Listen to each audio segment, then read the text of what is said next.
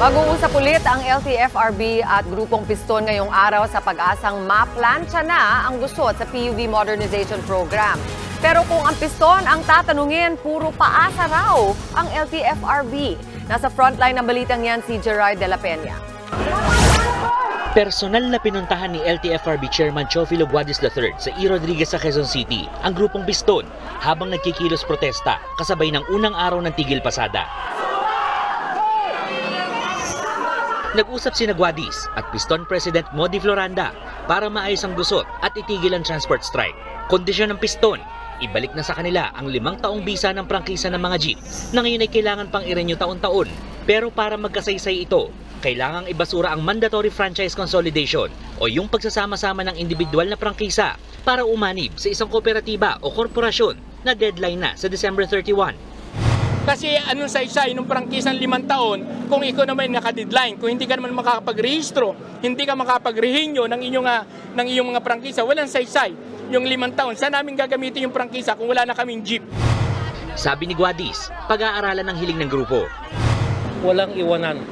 Ibig sabihin niyan, etong buwan na to, bago magtapos to, tapos lahat yung mga issues nila, yung pwede namin ibibigay po namin sa kanila. Pero matapos ang usapan, nagdesisyon ng grupo na tuloy ang tigil pasada.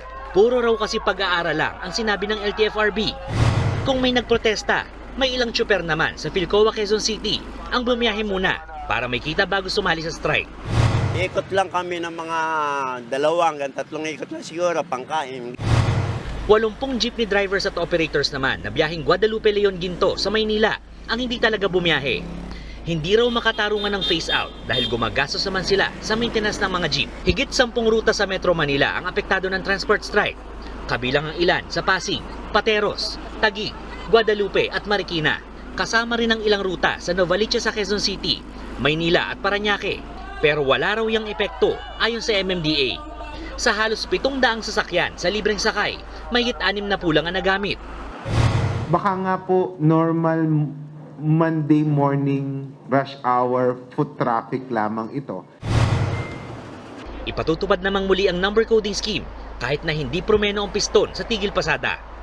Nagbabalita mula sa frontline, Gerard de la Peña, News 5. Mga kapatid, Jess De Los Santos po, huwag magpauli sa mga umaaksyong balita at napapanahong issue sa bansa.